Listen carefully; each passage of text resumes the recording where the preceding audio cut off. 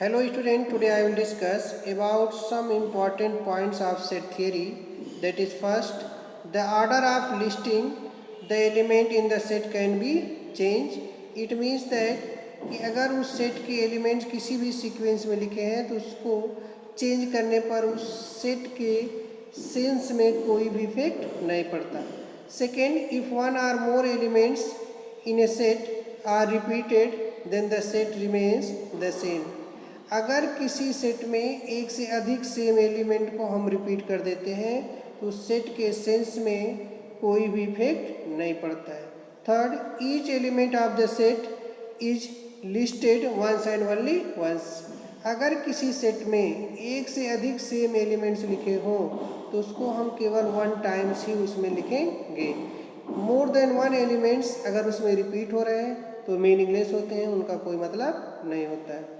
Next, on the basis of number of elements, set can be classified as first, finite set. A set that contains limited number of different elements is called finite set.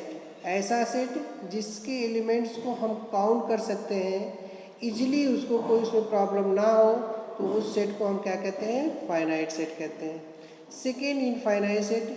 ये set that contains unlimited uncountable number of different elements is called infinite set. ऐसा set जिसके element को हम count ना कर सकते हो, उनको काउंट करने में हमको प्रॉब्लम होती है. अनलिमिटेड नंबर ऑफ एलिमेंट्स हैं जिसकी कोई लिमिट ना हो, उसको इनफाइनाइट सेट कहते हैं, जैसे set of natural number. Next है इम्पटी सेट. ये set that contains no elements is called an empty set. ऐसा सेट जिसके अंदर कोई भी एलिमेंट्स ना हो, इट मीन्स जीरो भी ना हो, उस सेट को हम क्या कहते हैं? Empty set. Set it is also called null set और वाइड सेट. इम्पटी सेट को दूसरे नाम से भी हम जानते हैं, उसको नल सेट भी कहते हैं और वाइड सेट कहते हैं. And empty set is denoted by five और इन कर्ली ब्रैकेट. मीन्स कि हम इम्पटी सेट को हम फाइव से भी डिनोट कर सकते हैं या कर्ली ब्रैकेट इनक्लोज करके भी उसको हम डिनोट कर सकते हैं. Also, since an empty set has no element, it is regarded as finite set.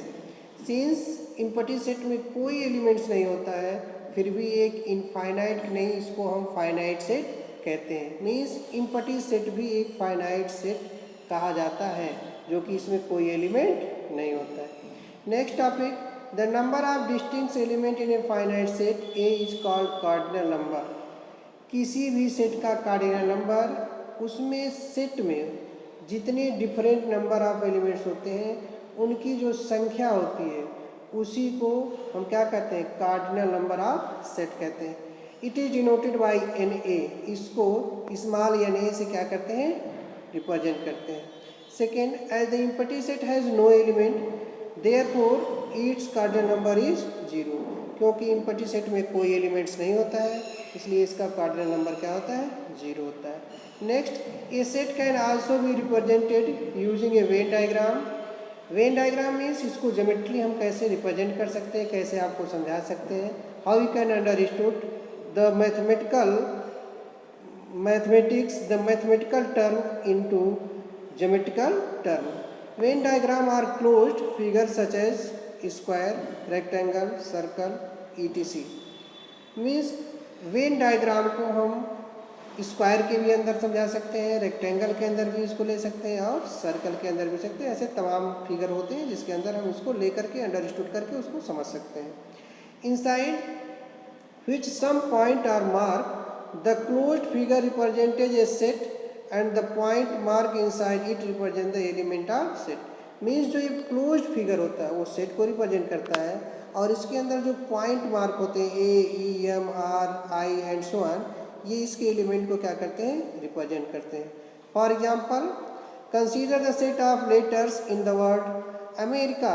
The set consist of letter A, M, E, R, I and C. This set can be represented by Venn diagram. Means इस set को हम circle के अंदर भी represent कर सकते हैं. A, M, E, R, I and C को सर्कल के अंदर भी ले सकते हैं, रेक्टेंगल के अंदर भी ले सकते हैं और स्क्वायर के अंदर भी ले सकते हैं. इससे आपको कोई प्रॉब्लम नहीं होगा या इसके सेंस में कोई भी दिक्कत नहीं होती है. This set can be represent by Venn diagram as follow. Circle के अंदर मैं सारे डिफरेंट पॉइंट को डिफरेंट डिफरेंट पोजीशन पे क्या कर दिया है, लोकेट कर दिया है। इसका मतलब ये सर्कल जो है वो अमेरिका के जो लेटर्स हैं उसके सेट को क्या कर रहा है, रिप्रेजेंट कर रहा है। Two finite set are equivalent if they have same number of elements. ऐसे दो सेट इक्विवेलेंट कहलाएंगे अगर उनके कार्डिनल नंबर सेम हो जाए। It means number of elements दोनों सेट में क्या हो जाए, सेम हो। नंबर सेम नहीं होना चाहिए, नंबर ऑफ एलिमेंट्स सेम होना चाहिए। नंबर दोनों के अंदर कुछ भी हो इससे कोई फर्क नहीं पड़ता है। Next, the two finite set x and y are equivalent if nx equal to ny means cardinal number दोनों का क्या होना चाहिए, इक्वल होना चाहिए। We write it is as x if and only if y, read as x is equivalent to y. For example, for a set A enclosed in curly bracket -9, -3, 0, 5 and 12. B -2, 1, 2, 4, 7. Number of elements in set A is equal to 5 and number of elements in set B is equal to is also 5. Therefore, set A and B are equivalent. Since इस दोनों set के जो cardinal number है ये दोनों क्या है, equal है, दोनों 5 है, इसलिए ये दोनों सेट क्या होंगे, इक्वल हो जाएंगे, इक्विवेलेंट हो जाएंगे, बट नॉट इक्वल। इक्विवेलेंट मतलब सेम सेंस में ये रहेंगे।